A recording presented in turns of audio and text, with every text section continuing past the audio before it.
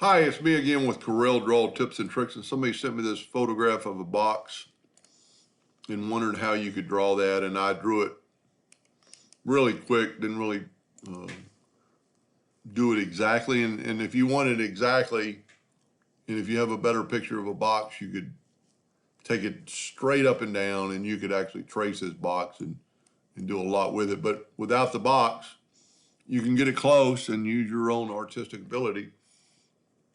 And this is one of those situations where we really only have to draw half of it, but we're going to draw the whole box. So I'm going to I've got the picture. I don't know what size the box is, but I'm going to get to those corners right there on the box and get it about the right size of that. And the picture is not level, but it doesn't really matter. We're going to take that rectangle and turn it into a curve. And then we're going to grab this node right here and add nodes. We'll actually take it back. We actually see this arrow going this way. We actually need to grab this node. Then it will only go back this way, and we need to add just 3 nodes. And if you can see, they're not exactly in the center, but we don't care. We're not, the box is in proportion, is at an angle, but we got 3 nodes. And I'm gonna take this first node. Well, you know what? We actually need a couple more. Let's grab that again and add, well, that's doing it. Let's back up completely. Let's take away these nodes. We actually need one at the top and the bottom of each one of these. So grabbing that node, there's one node, there we go. Now take all these nodes and right-click your mouse and turn them into a curve. And then just set your nudge distance to something pretty low. I think I've got mine set on 0.1 of an inch. Grab that node and click it down twice, 3 times. Let's go 3 times. Now, they're not going to be perfect on the box, but we're going to be more perfect than the box is when we get done, because the box is taken the picture's at an angle. So now we have those curly cues, with the exception that the middle one is a little more pointed. You don't want something too pointed. So that'd be that node right there. And we could lift it up one more time with the up arrow key. We can right click on it and turn it into a cusp. And then bring this down and try to get it a little bit equal. So that looks pretty good. We're actually going to bring it up one more notch. Now, you don't really want anything perfectly sharp, especially on a lid box for a child. So I'd get my smoothing tool and let's set it on like 0.25, and let's just smooth out that point a little bit. We don't want a sharp edge in the wood. Now, how do we make it symmetrical? Control D and make a duplicate and then mirror it. And I think we did pretty good. You almost can't see that I did different on the cusp. We're off just a little bit, but we can make it equal. We take the Smart Fill tool and fill it in. Now it only took in the inner lines. Left click, right click, and we have that part of the box. Now, take that part, Control D and mirror it the other direction. Take your Smart Fill tool and fill that in. Now you've got a duplicate top and bottom like it was. Now we're going to take and left click, right click this. And we're going to have, let's make sure we only have one copy. And we're going to try to mimic, basically the other side is just the exact same thing with a little shorter because the box is shorter. I don't like this point right here, but we can draw it. And then this got kind of like almost a circle around the bottom. So we need to if we take our shape tool and look at it, don't really know where the arrow is now, so let's grab that node and add one node, and then it worked. So we need, like we needed it before, we need a node for the top and the bottom, and we're still going to use, now unclick them so they won't be all clicked, and kind of just bump that out 3 times. No, one thing I didn't do. Let's back up. I need to convert them to a curve. So grab them all with the shape tool. You go up to object and convert to a curve, or right click is what you want to do and convert them to a curve. Then we could take the shape tool, unclick them so they're not all clicked, and 1, 2, 3. 1, 2, 3. 1, 2, 3. And you can do a lot. You know, you could have this one come in several to give it a little bit more depth than the other. You could have this come in a little bit. And that's about what they've got. I do not understand that little part, but let's just see if we can't draw it. Let's double click on our outline. And for some reason, it's not allowing me to add nodes. Let's make sure we only got one copy there.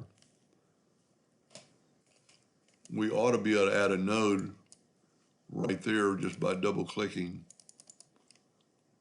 Anyway, we could grab that and add a node. Then we could grab this and add a node.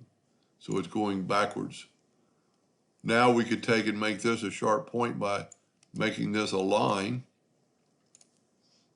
and just coming off. I don't understand. We can make that a line. I don't really understand. We could actually convert maybe back to a smooth node on this and bring it down. I don't understand the little jagged part, but like I said before, you don't want a really sharp edge on anything. So let's take that edge off with just the smoothing tool just a little bit, so it won't hurt anybody. And the same thing on the center one, it's a little sharper. So take your shape tool. Whoop, I double clicked on. So move it out just a little bit more. And see, if I don't turn it in a cusp, well, this is already a cusp, it's working. And then again, take the smoothing tool and smooth that out just ever so lightly. Now, just to make it look like the other side, Control D and make a duplicate and then mirror it. Now we're a little bit off on the center parts of our top and our bottom, but we could easily take one or the other and put it right there. And then you need to only delete the lines that are going to go, that need to go inward. Like that doesn't need to go, we don't need to break that line off. We just need to take the virtual segment delete key and delete that line, delete that line, delete that line, delete that line. I'm going to have to zoom in. I think I'm messed up here.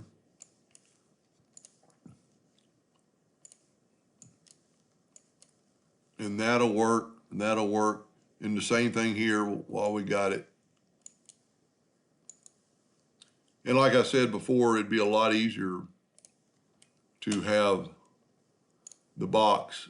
If you have the box and you're drawing taking the picture, just get right overhead of the box. And when you fill it in with that's why I filled it in with the Smart Fill tool, to get rid of all those broken lines. It looks somewhat like that lid of that box. And really it can be your artistic. Now, like I said, I didn't put a rounded corner on it, and you could do numerous things on that. I should have really done it beforehand. You could, one thing you could do is take the 3-point curve line, and just go from that node to that node and just make you a rounded part. Make it more rounded. You could take the ellipse tool and make an ellipse and stick it in there. Get it close to there. And actually you'd want it at, wouldn't you? And then take your virtual segment delete key and delete these lines. And that's not, I wouldn't suggest that. That's not a very good circle. But then I would take and smart fill that in, move it out of the way, left click, right click, Control D and mirror it again.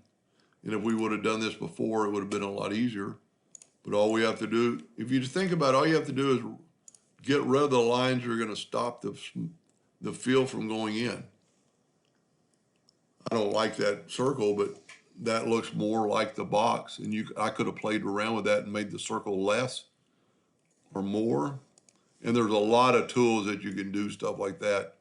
You know, we could use the attract and repel and, make our nib like 5 inches and then, change a lot of things at one at a time, get way off the subject and it's not doing what I thought it would want to do or wanted to do with it. But the smoothing tool, the smear tool, even just the shape tool, let me get rid of those nodes I created. You could make it less of a circle. I meant to grab all three. Actually, I'm going to get rid of that node and then take these and just move them out. Now it's less of a circle. You could take away this node, take away this node, and see now you got a totally different looking box. Don't do that one. Let's see what happens if we do. Nope. So you need to keep those other two nodes, but you could get rid of this one. You could change this entirely. Just whatever you want to do. I don't like that at all. But you could play around with this till the cows come home. That doesn't look too bad for a shape. So all you'd have to do is the exact same thing. And you don't even have to smart fill it, but I'm going to smart fill it because I get so used to habit of doing it because it was already sealed. Left click, right click, Control D and make a duplicate. And then mirror it sideways and just get rid of the inner lines. Same thing here, just the inner lines. The outer lines don't matter, just the inner lines. Because we want, and I'm a little bit off on my total, but there you have a totally different box. Left click, right click. And just use your imagination. I hope that helped a little bit. Thank you for watching.